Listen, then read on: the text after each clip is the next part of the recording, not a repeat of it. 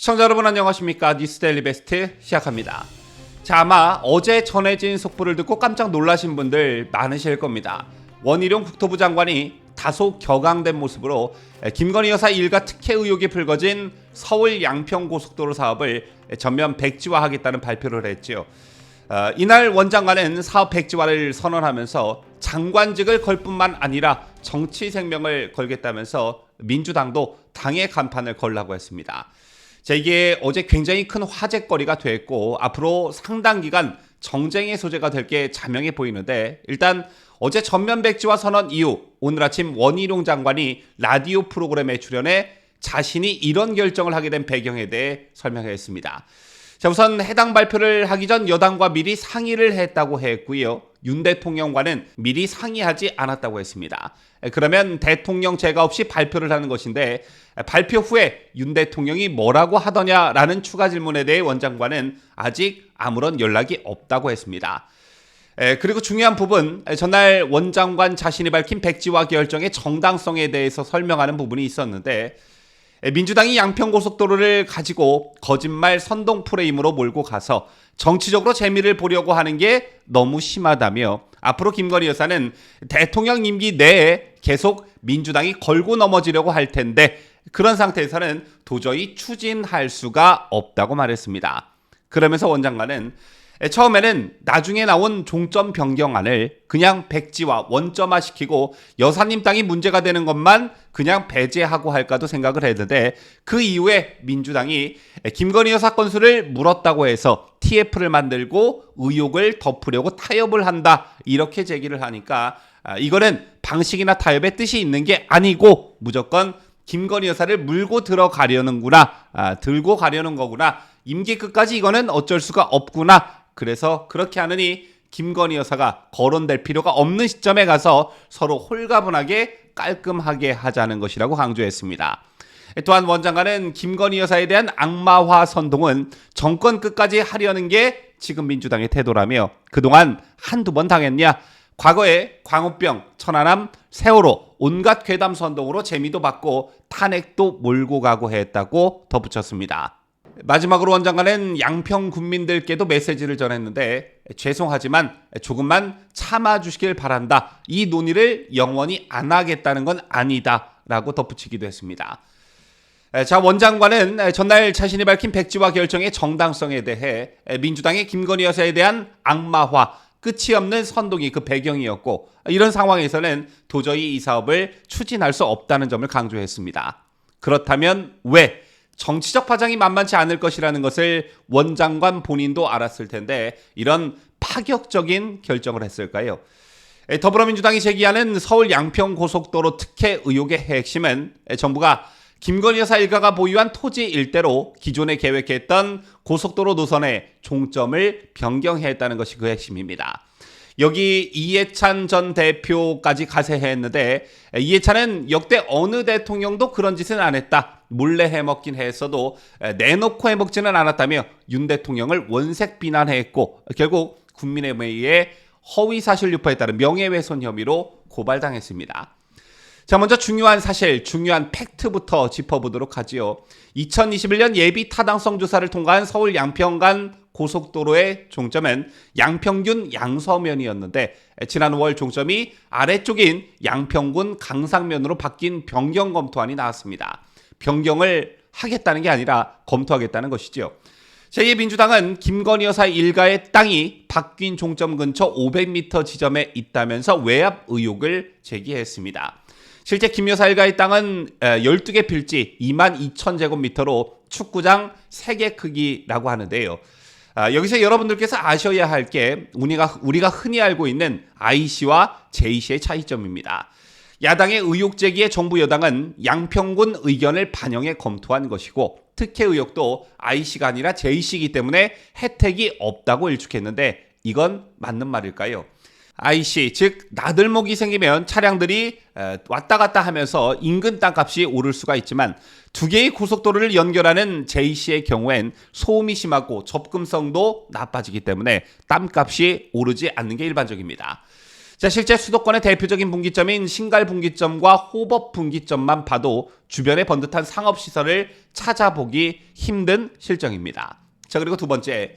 자, 이거 매우 중요한 팩트인데 예비 타당성 조사 이후에 노선이 변경되는 건 굉장히 이례적이다. 그래서 더 의심스럽다라는 민주당의 거짓 선전선동입니다.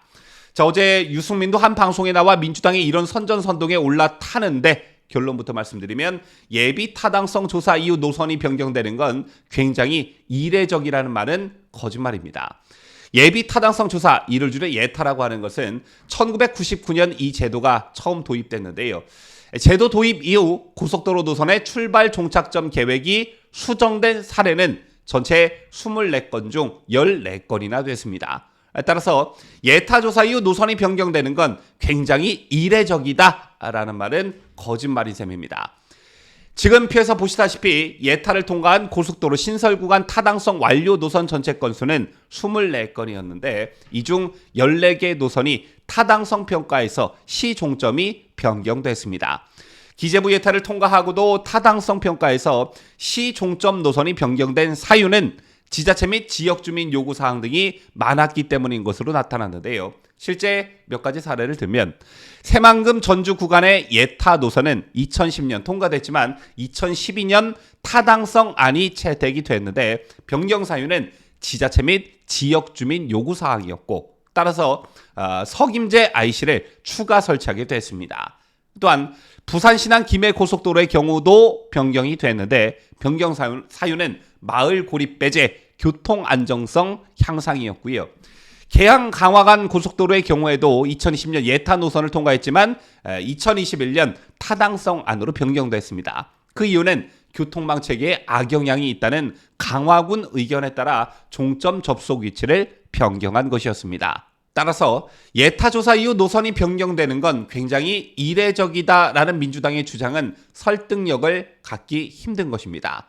다만 앞서 제시한 다른 고속도로들의 사례에서처럼 이번에 논란이 된 서울 양평고속도로의 사업의 종점이 왜 변경됐는지 더 정확히 말씀드리자면 왜 변경안이 나오게 된 것인지 이건 명확히 밝힐 필요가 있어 보이는데 국토부는 양평군의 의견을 반영했다 이렇게 설명하고 있습니다. 자, 그리고 그 다음 이번 논란에서 거론되는 사람 중 한 사람이 바로 김선교 전 국민의힘 의원인데요. 서울 양평 고속도로 노선 변경에 국민의힘 김선교 전 의원의 요구 내지 역할이 있었다는 게 민주당의 주장이 있지요. 그렇다면 김 전 의원의 입장은 무엇일까요? 자, 일단 김선교 전 의원은 양평군청에서 공무원으로 시작해 양평군수를 3선 연임한 이후 21대 국회 입성에 성공한 인물입니다. 하지만 김 전 의원은 지난 총선 과정에서 불법 후원금을 모은 혐의로 기소돼 대법원에서 무죄가 확정됐지만 함께 기소된 회계 책임자가 벌금 1,000만 원을 선고받으면서 의원직을 잃게 됐습니다. 자, 일단 김성교 전 의원은 윤 대통령과는 공식적인 자리에서 만나면 안부만 주고받는 사이라고 했고요. 특히 양평군수 3선 지역국회의원을 하면서 윤석열 대통령의 장모 최은순 씨를 단 한 번도 본 적이 없다고 했습니다. 또한 타당성 조사를 할 때도 이게 김 여사 일가의 땅이라는 것을 몰랐다. 양평에 오래 살던 분들도 모르는데 그걸 내가 어떻게 하느냐라는 게 김 전 의원의 말이었고요. 가장 중요한 질문, 서울 양평 고속도로 노선 변경은 왜 요구했나라는 질문에 김 전 의원은 양평 국민들의 이용 편의성과 환경 훼손, 고속도로 네트워크 기능 등을 감안해서 요구한 것이다 라고 답했습니다. 이게 가장 핵심이 되지 않을까 싶은데 2022년 3월 국토부가 타당성 조사에 착수했고 같은 해 7월까지 1차 관계기관 협의를 완료한 시점까지 해당 사업은 서울 양평 간 고속도로임에도 불구하고 양평 관내에서는 해당 고속도로를 이용할 IC가 전혀 반영되지 않았기 때문에 정작 양평 국민들은 이용할 수 없는 도로였다고 합니다. 따라서 지난해 8월 국회 국토교통위원회 상임위원회에서 양평 국민들이 해당 도로를 이용할 수 있게 IC 신설을 강력히 요청했다고 하는데요. 자, 이런 설명을 하면서 김 전 의원은 국회의원을 해보면서 느낀 게 민주당은 논리에 맞는 주장을 해도 무조건 노라고 말했습니다. 내년 총선 때까지 김건희 여사에게 특혜란 거짓 프레임을 씌우려는 의도라는 말도 덧붙였는데요. 그러면서 김 전 의원은 과거 경기 양평군 공흥지구 개발 의혹을 강하게 제기했던 민주당에 대해서도 강한 불만을 털어놓기도 했습니다.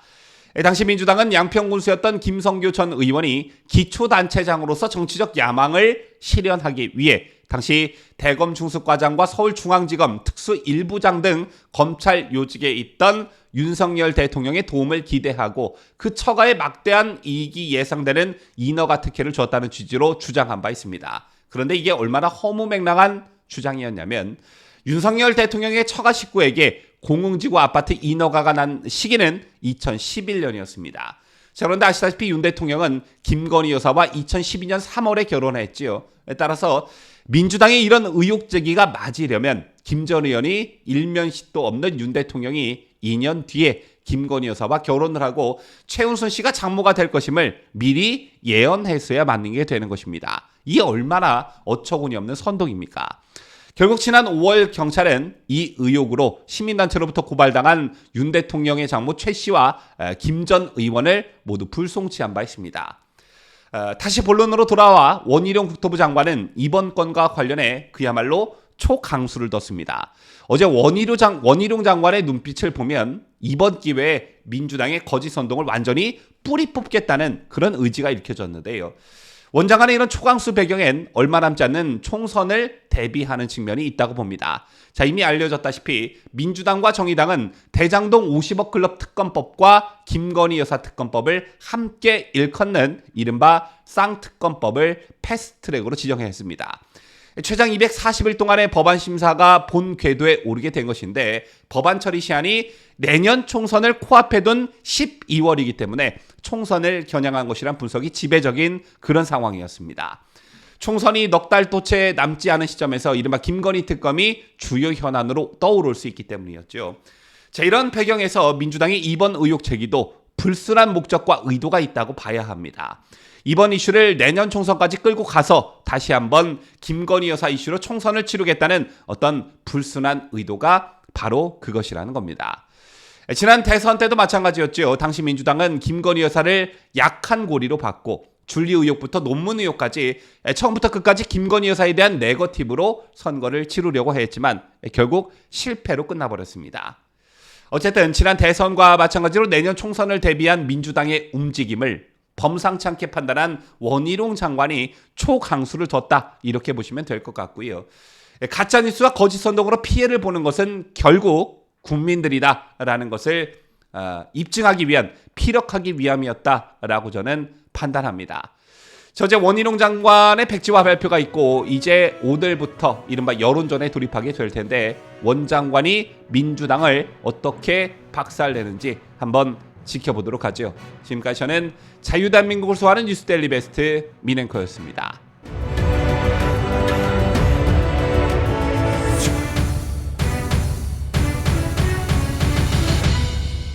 함께해요. 뉴스데일리 베스트.